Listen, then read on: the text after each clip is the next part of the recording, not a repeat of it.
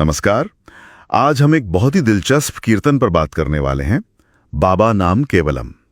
हमारे पास जो स्रोत हैं वो आनंद मार्ग, तंत्र योग और यहाँ तक कि मंत्र विज्ञान के दृष्टिकोण से इसकी पड़ताल करते हैं। हाँ, और ये देखते हैं कि इसका आध्यात्मिक महत्व क्या है और ये दुनिया भर में इतना कैसे फैल गया। बिल्कुल। तो आज हम कोशिश करेंगे इसके गहरे अर्थों को समझने की, इसकी वैश्विक गूंज के पीछे के कारणों को जानने की। मतलब सवाल यही उठता है कि भाई ये सुनने में तो बड़ा सरल लगता है, बाबा नाम केवलम, इसमें ऐसा क्या है? सही बात है। क्या खास है इसमें जो ये दुनिया भर में इतना लोकप्रिय हो गया? पहली चीज जो काफी ध्यान खींचती है, हाँ, वो ये है कि ये कीर्तन लगातार चलता रहता है बिना रुके। अच्छा, सच में? हाँ, और जानकारी ये है कि इनका मुख्यालय आनंद मार्ग का वो पश्चिम बंगाल में है, पुरुलिया जिले में आनंद नगर नाम की जगह पर। बिल्कुल सही। और वहीं पर आनंद नगर में ही ये बाबा नाम केवलम कीर्तन कई सालों से 24 घंटे चल रहा है। 24 घंटे? हाँ, 24 घंटे। बाबा नाम केवलम का अर्थ तो शायद पता ही होगा, केवल प्रियतम का नाम। केवल परमात्मा का नाम। हाँ, या कह लें सिर्फ परमात्मा का नाम ही सब कुछ है। तो ये उनके दर्शन का एक तरह से केंद्र बिंदु है। अच्छा। मन को दुनियावी चीजों से हटाकर परमात्मा पर, दिव्य चेतना पर केंद्रित करने का एक तरीका। चलिए इसी को थोड़ा खोलते हैं आज। तो सबसे पहले इसका अर्थ स्रोत बताते हैं, केवल परम चेतना का नाम। हाँ, पर ये तो हुआ शाब्दिक अर्थ है ना। आनंद मार्गदर्शन इसे साधक के लिए कैसे देखता है? ये किसी व्यक्ति को उस परम चेतना से कैसे जोड़ता है, जिसे शायद हम कॉस्मिक एनर्जी कह सकते हैं? बिल्कुल। देखिए, ये सिर्फ शब्द नहीं है, ये एक तरह से अनुभव का दरवाजा है। परम चेतना वो अंतिम सत्य, वो ब्रह्मांडीय ऊर्जा जिसे ब्रह्म भी कहते हैं। ये मंत्र क्या करता है कि साधक के मन को, जो मैं मेरा में उलझा रहता है, उसे वहां से उठाकर उस अनंत सत्ता से जोड़ने का एक माध्यम बनता है। अच्छा। और स्रोतों बताते हैं कि जब ये कनेक्शन, ये जुड़ाव महसूस होता है तो एक गहरी शांति और एक अलग तरह के आनंद का अनुभव होता है। और स्रोतों में तंत्र योग और चक्रों का भी जिक्र है। वो कैसे काम करता है यहाँ? हाँ, ये भी महत्वपूर्ण है। जैसे अनाहत चक्र या कुंडलिनी शक्ति की बात होती है। ये शब्द भारी लगते हैं सुनने में, आम इंसान के लिए क्या मतलब है इनका? जरूर जरूर। देखिए, तंत्र योग मानता है कि हर ध्वनि में एक वाइब्रेशन, एक कंपन होता है। इस मंत्र के जो विशेष कंपन हैं, वो शरीर के सूक्ष्म ऊर्जा केंद्रों, जिन्हें हम चक्र कहते हैं, उनको प्रभावित करते हैं। ये जैसे ऊर्जा के छोटे छोटे भावर हों। अच्छा, और खास तौर पर अनाहत चक्र जो हमारे हृदय के पास है, उसे प्रेम, करुणा, भावनात्मक संतुलन का केंद्र माना जाता है। ये मंत्र उसे सक्रिय करता है। और कुंडलिनी, उसे आप एक तरह की सोई हुई आध्यात्मिक ऊर्जा समझ सकते हैं, जो सही साधना से जागरूक होकर आपको उच्च चेतना की ओर ले जा सकती है। ये मंत्र उसमें भी मदद कर सकता है। पर हाँ, ये अपने आप में एक गहरा विषय है। तो ये हुई मन की शांति और ऊर्जा संतुलन की बात। लेकिन क्या ये सिर्फ एक एहसास है या इसका कोई और भी असर होता है, जैसे मन की शुद्धि? हाँ, बिल्कुल होता है। स्रोत ये भी बताते हैं कि जब इसे बार बार दोहराया जाता है लयबद्ध तरीके से, तो ये मन को एकाग्र करने में मदद करता है।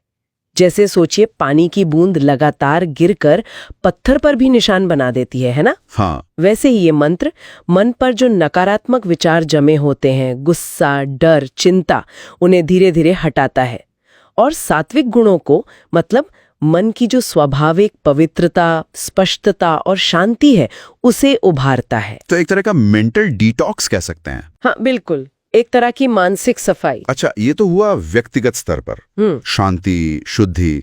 स्रोत ये भी कहते हैं कि इसका असर तब और बढ़ जाता है जब लोग इसे समूह में गाते हैं। हाँ, ये बहुत दिलचस्प है। उस सामूहिक ऊर्जा में क्या खास है? उसमें क्या संभावना है? देखिए, जब बहुत सारे लोग एक साथ, एक ही भाव से, एक ही लय में कीर्तन करते हैं, तो वो सब मिलकर एक बहुत शक्तिशाली सकारात्मक ऊर्जा क्षेत्र बनाते हैं। आप कल्पना कीजिए, जैसे कई छोटी छोटी लहरें मिलकर एक बड़ी लहर बन जाती हैं। तो ये ना सिर्फ गाने वालों के बीच में एकता और भाईचारे की भावना बढ़ाता है, बल्कि स्रोत ये मानते हैं कि ये आसपास के वातावरण पर और यहाँ तक कि वैश्विक चेतना पर भी एक सूक्ष्म सकारात्मक प्रभाव डालता है। ये शांति और सद्भाव फैलाने का एक सामूहिक प्रयास बन जाता है, भविष्य की ओर एक सकारात्मक कदम। और स्रोत में कर्म बंधन और आनंदमय कोश जैसे शब्द भी है, इन्हें थोड़ा सरल करेंगे? जरूर। हाँ।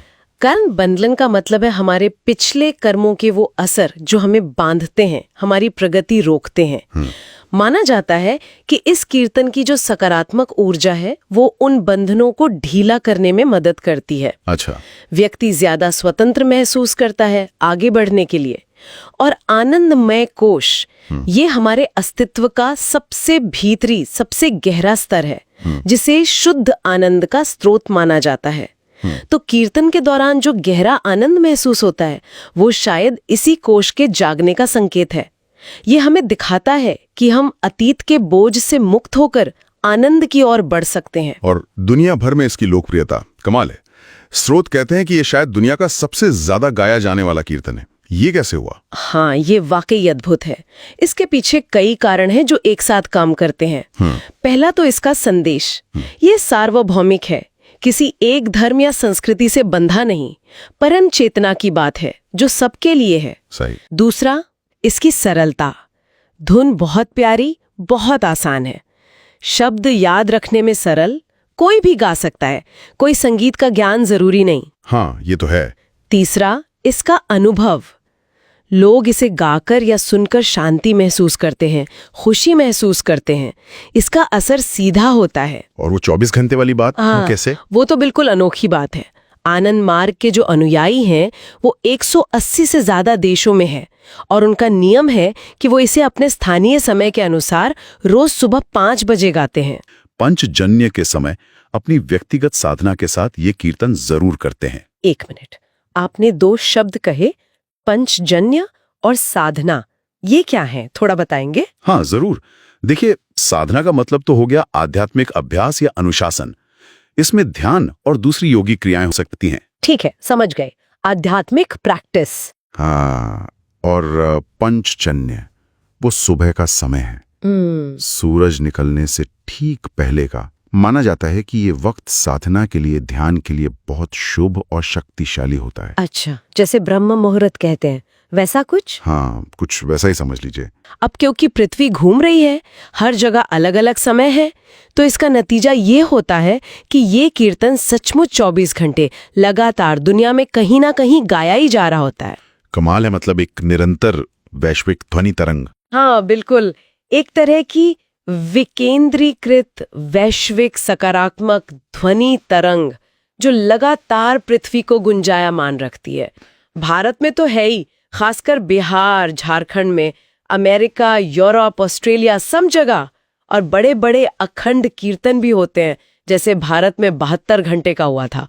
वो इसकी व्यापकता दिखाते हैं। क्या आज का विज्ञान भी इस पर कुछ कहता है, मंत्रोच्चार पर? हाँ, ये भी एक दिलचस्प पहलू है। आजकल जो शोध हो रहे हैं वो भी ये दिखा रहे हैं कि मंत्रों का जाप या लयबद्ध गायन ये मस्तिष्क की तरंगों को बदल सकता है। ये तनाव के स्तर को कम कर सकता है और ध्यान जैसी अवस्था लाने में मदद करता है। अच्छा। तो एक तरह से ये जो प्राचीन ज्ञान है और जो आधुनिक विज्ञान है वो कहीं ना कहीं मिल रहे हैं। ये इसकी प्रभावशीलता को और मजबूत करता है।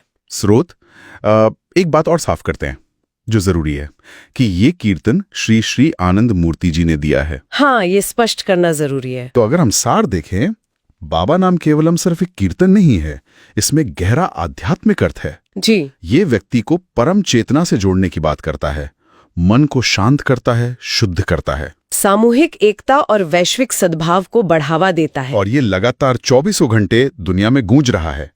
तो इस सब का निचोड़ क्या निकलता है, भविष्य के लिए क्या संकेत है इसमें? हाँ, यहीं पर एक बहुत विचार करने लायक बात सामने आती है। अगर जैसा कि स्रोत इशारा करते हैं कि सामूहिक सकारात्मक इरादा और धुनी जैसे ये कीर्तन सचमुच वैश्विक चेतना को सूक्ष्म रूप से प्रभावित कर सकते हैं। और ये विशेष ध्वनि 24 घंटे पृथ्वी पर गूंज रही है। तो सोचिए, इस तरह की निरंतर वैश्विक प्रैक्टिस का, इस अभ्यास का विश्व शांति और सद्भाव पर लंबे समय में क्या असर हो सकता है। ये सोचने वाली बात है। ये हमें एक ज्यादा आशावादी भविष्य की कल्पना करने के लिए प्रेरित करता है, जहां शायद लाखों लोगों के छोटे छोटे सकारात्मक प्रयास मिलकर धीरे धीरे ही सही पर एक ज्यादा शांत और सामंजस्यपूर्ण दुनिया बनाने में योगदान दे सकते हैं। ये एक गहरा सवाल है जिस पर शायद हम सबको सोचना चाहिए।